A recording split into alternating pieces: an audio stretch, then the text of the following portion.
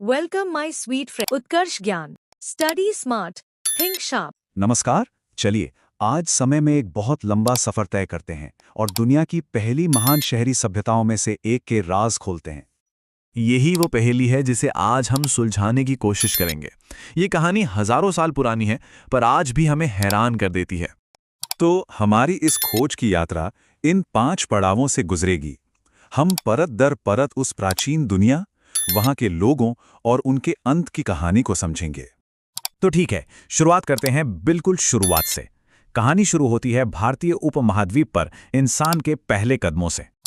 देखिए, इंसान का विकास कोई एक दिन में नहीं हुआ। पहले आया पूरा पाषाण काल, जब इंसान बस शिकारी थे और खाना इकट्ठा करते थे। फिर आया नवपाषाण काल, ये क्रांति जैसा था। खेती शुरू हुई, लोग एक जगह बसने लगे, मिट्टी के बर्तन बनाने लगे। और इसके बाद आया ताम्रपाषाण काल, जब पत्थर के औजारों के साथ साथ पहली बार तांबे जैसी धातु का इस्तेमाल शुरू हुआ।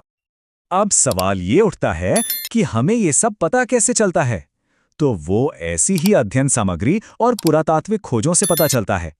इतिहास का हर टुकड़ा हमें अतीत की एक छोटी सी झलक दिखाता है।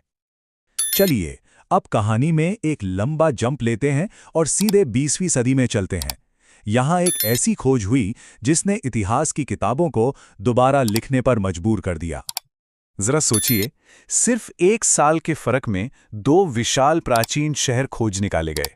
1921 में हड़प्पा और ठीक अगले साल 1922 में मोहनजोदड़ो। इन खोजों ने दुनिया को एक ऐसी कांस्य युगीन सभ्यता से मिलवाया जिसके बारे में पहले कोई जानता ही नहीं था। एक सभ्यता जो सिंधु नदी के किनारे फल फूल रही थी। और मोहनजोदड़ो नाम का मतलब भी बड़ा रहस्यमयी है। सिंधी भाषा में इसका मतलब है मृतकों का टीला। ये नाम सुनते ही उस जगह की प्राचीनता और वहां दबे अनगिनत राज का एहसास होता है।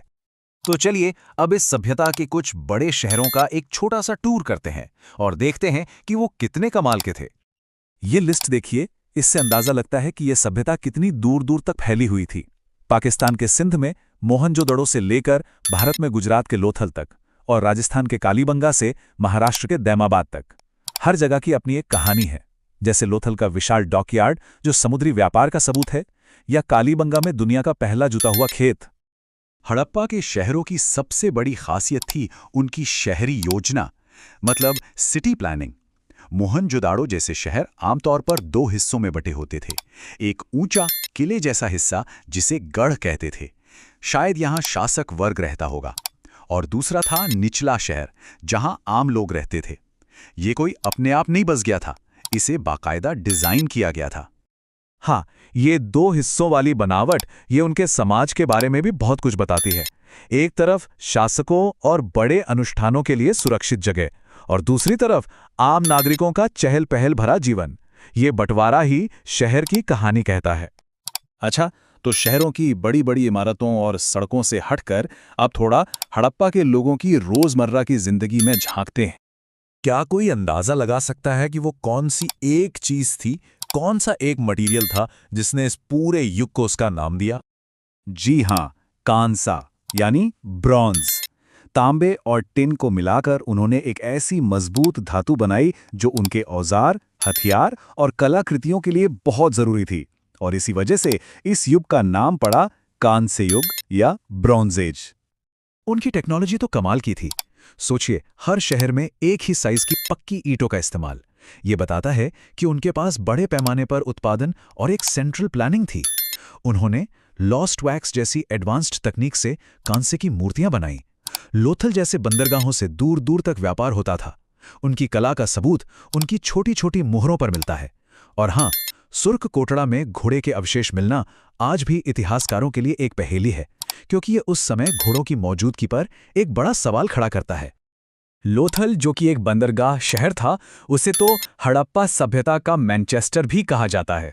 ये नाम इसलिए दिया गया क्योंकि वो व्यापार और चीजें बनाने का एक बहुत बड़ा सेंटर था, ठीक वैसे ही जैसे औद्योगिक क्रांति के समय इंग्लैंड का मैनचेस्टर शहर था। तो अब जब हम इस विश्लेषण के अंत की ओर बढ़ रहे हैं, तो चलिए जरा सोचते हैं कि इस महान सिंधु घाटी सभ्यता का महत्व क्या है और वो अपने पीछे क्या विरासत छोड़ गई है। ये सोचना ही कितना हैरत अंगेज है कि ये सभ्यता कितनी विशाल थी, और खोज अभी भी जारी है। भारत में अब तक मिली सबसे बड़ी साइट हरियाणा में राखी घड़ी है। इसका मतलब यह है कि नई खोजें आज भी इस प्राचीन दुनिया के बारे में हमारी समझ को बदल रही हैं। हड़प्पा के लोगों ने ऐसी चीजें बनाई जो हजारों साल तक टिकी रहीं। ये बात हमें सोचने पर मजबूर करती है कि आज से हजारों साल बाद जब भविष्य के लोग हमारी सभ्यता के अवशेषों को खोजेंगे तो उन्हें क्या मिलेगा, हम अपने पीछे क्या विरासत छोड़कर जा रहे हैं।